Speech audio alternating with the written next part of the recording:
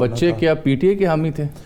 کچھ time P T I کے حامی تھے، لیکن آپ کو حامی نہیں کر سکے؟ نہیں، مجھے نہیں کر سکے۔ مجھے تو میں آپ کو بتاتا ہوں کہ کئی دفعہ ایسی باتیں ہوتی ہیں نا جو رہ جائے، مجھے بڑا قائل کرنے کی کوشش کی جاتی رہی۔ ایک دفعہ تو میری بیٹی صبح اٹھ کے آ گئی تو میں حیران ہوئی، یہ صبح اٹھ کے میرے کمرے میں کیوں آ گئی؟ تو مجھے کہتی ہے ابو جی عمران خان کو سارے چھوڑ گئے ہیں، تو اب آپ ایسا کریں کہ آپ جو ہے وہ عمران خان کے ساتھ ہو جائیں۔ تو میں نے کہا بیٹا دیکھو نا، بات یہ ہے کہ سارے اس کے ساتھ تھے اور سب کو اس نے ناراض کر دیا، تو آپ کہتی ہو کہ پھر ایسے نالائق بندے کو میں لیڈر مان لوں، تو یہ تو مناسب بات نہیں ہے نا۔ لیڈر تو وہ ہوتا ہے کہ جو ساتھ لگے تو پھر اس کو ساتھ لے کے چلے۔ تو بڑی بچوں میں کچھ ٹائم تھا اس طرح کا، ساری نوجوان نسل جو ہے ادھر ہی تھی پی ٹی آئی کی طرف۔ آپ 24 کے الیکشن میں پی ٹی آئی کا اتنا بڑا نمبر دیکھ رہے تھے، انٹیسپیٹ کر رہے تھے کہ اتنی مقبول ہو جائے گی، جبکہ نشان بھی نہیں تھا بلے کا، اور ان کے لیڈرز بھی نہیں تھے، پریس کانفرنس بھی ہو چکی؟ نہیں، میں نہیں دیکھ رہا تھا، یہ حقیقت ہے۔ یہ توقعات سے بہت زیادہ ووٹ ان کے نکلے ہیں۔ کیوں نکلے؟ وجہ اس میں کوئی شک شبہ نہیں۔ اس کی وجہ یہی ہے نا کہ ایک تو ہماری جذباتی قوم ہے اور خان صاحب بیانیاں بنانے کے ماہر ہیں، اور بالکل یہ حقیقت ہے، اگر خان صاحب کو 5 سال پورے کرنے دیے جاتے تو بالکل ان کا کوئی ٹکٹ لینے والا بھی نہ ہوتا۔ لیکن ایک جینون طریقہ، صحیح طریقے سے دیکھیں، کسی پرائم منسٹر کو اتارنے کا کیا طریقہ ہے؟ عدم اعتماد ہی ہے۔ نہیں، وہ بات تو آپ کی نہیں، میری سنیں نا، عدم اعتماد ہی ہے۔ اس پراپر طریقے سے نو کانفیڈنس کر کے ان کو اتارا گیا، لیکن انہوں نے ایسا بیانیہ بنایا، وہ سیفر لہرایا اور وہ ایسا ماحول بنایا تو پوری قوم نے کہا کہ نہیں، اس کے ساتھ تو بڑا ظلم ہو گیا، خان صاحب کے ساتھ بڑی زیادتی ہوئی ہے، ان کو کیوں اتارا گیا ہے؟ اور پھر لوگ ان کے پیچھے لگ گئے۔ ایک دوسرا، جتنا آپ کسی کو دبائیں گے تو وہ پھر چیز زیادہ ہوگی، رد عمل آئے گا۔ تو آپ اور دوسری بات یہ ہے کہ وہ جو 16-18 مہینے تھے ان میں ڈیلیور بھی نہیں ہوا نا، چیزیں ورس ہوئی۔ جو پی ڈی ایم کی پہلی گورنمنٹ تھی، اس میں کچھ بہتری ہوتی، کچھ ڈیلیور ہوتا تو پھر بھی آپ جا کے کہہ سکتے تھے کہ یہ، تو لوگوں نے کہا کہ نہیں جی انہوں نے تو اور خراب کر دیا۔ الگ خرابی ساری وہ تھی جو خان صاحب کر کے گئے تھے، لیکن جذباتی قوم ہے، یہ تو نہیں مانتے۔ کیونکہ آپ ایک نظریاتی طور پر سیاسی رہنما ہیں تو سیاست کا موضوع چھڑ گیا۔ آپ نہیں سمجھتے کہ جس طرح سے خان صاحب کو ہٹایا گیا، چاہے وہ قانونی اور آئینی طریقہ تھا، وہ درست نہیں تھا؟ چلنے دیتے، خود ہی ان کی کارکردگی یا ان کی پرفارمنس ان کو شاید اس طرح سے ووٹ ہی نہ دے پاتی۔ دیکھیں دونوں صورتیں تھیں نا، ان کو چلنے دیتے، وہ کہنے ان کے پنجابی نہیں مثال ہے بھائی، اگے آگ تے پیچھے قد۔ اچھا، پیچھے دیوار تھی، آگے آگ تھی، دونوں میں سے ایک کام کرنا تھا۔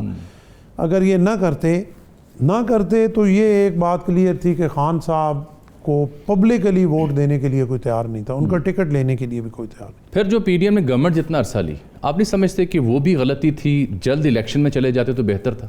بالکل صحیح بات ہے، میں اس میں آپ سے ایگری کرتا ہوں۔ اس وقت شاید میں بھی اس میں تھا کہ یہ 1.5 سال چلے اور پھر الیکشن ہو، لیکن میں بھی غلط تھا۔ میرے خیال کے مطابق جیسی نو کانفیڈنس ہوا، ساتھ ہی الیکشن کا اعلان ہونا چاہیے تھا، اور وہ بہتر ہوتا میرے خیال۔ کیا آپ کی بصیرت کیا کہتی ہے، کیا وجہ بنی ہے، واٹ میڈ دیم آل کہ نہیں گورنمنٹ لینی اور اتنا لمبا عرصہ چلانی ہے؟ کیا مجبوری تھی ایسی؟ نہیں، مجبوری تو یہی تھی، جیسے میں نے آپ کو کہا، آگے آگ تھی اور پیچھے کنواں تھا۔ ریورس جاتے کنویں میں گرتے، آگے جاتے تو آگ میں گرے، اور وہ 16-18 مہینے کر کے چلے، یہ اگلی ہو گئی تو اب چیزیں بہتر ہونی شروع ہو گئی ہیں۔ آپ ملک وال تشریف لے گئے جنوری 2025 میں، جنوری 23 تھی، ورکر کنونشن سے اندر کا جیالہ جاگ گیا، اور میں نے آپ کی بڑی شعلہ بیانی پر مبنی تقریر بھی سنی۔ گورنر صاحب نے کہا کہ فارم 47 والی حکومت کو اب ووٹ چوری کرنے نہیں دیں گے۔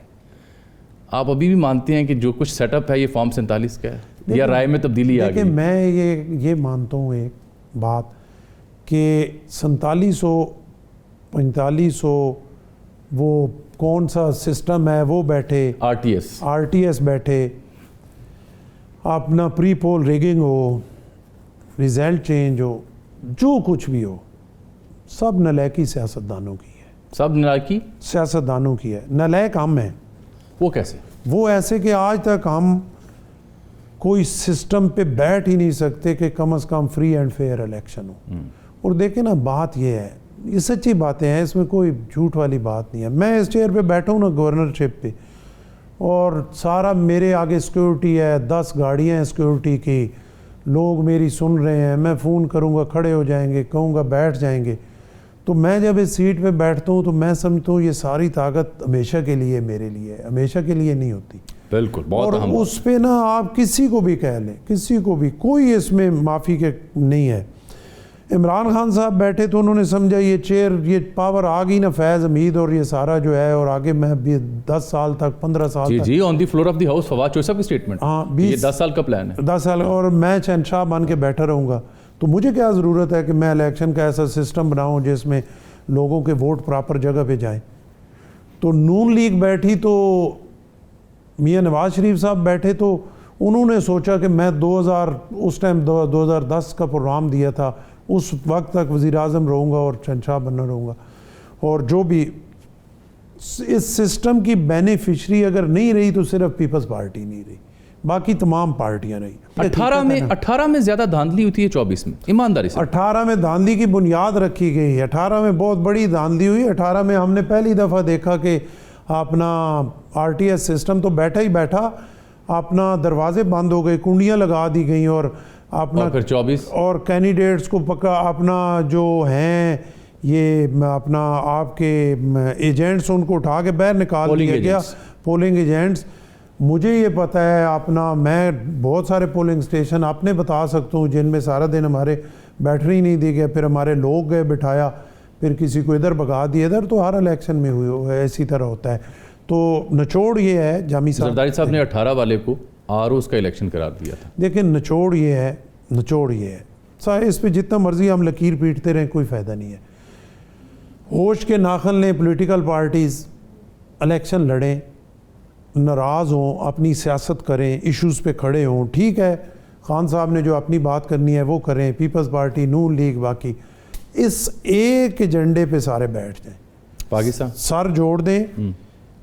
پاکستان کا ایجنڈا یہی ہے کہ اگر آپ نے جمہوری نظام چلانا ہے تو الیکشن فیئر ہو، الیکشن پہ کوئی انگلی نہ اٹھا. سر صاحب کو لگتا ہے کہ ہمارے سیاستدان یہ تمام تجربات کرنے کے بعد، ان تمام تجربات سے ہر ایک نے بھگتا ہے نا، پیپلز پارٹی نے بھگتا ہے، نون لیگ نے بھگتا ہے، سر دیکھیں نا، پی ٹی آئی تازہ پیپلز پارٹی نے ہمیشہ بھگتا ہے، زیادہ بھگتا ہے. ٹھیک، لیکن کیا اتنا، میں آپ سے پہلے بھی کہہ رہا ہوں گارنٹی سے، پیپلز پارٹی کہتے ہیں نا اور گلے بھی، مجھے کسی الیکشن کے بینیفیشری پیپلز پارٹی کو کوئی ثابت کر دے، کسی الیکشن کا ایسے ہوا ہو کہ پیپلز پارٹی کی بنتی تو 10 سیٹیں تھیں لیکن ان کو 18 دے دی گئی.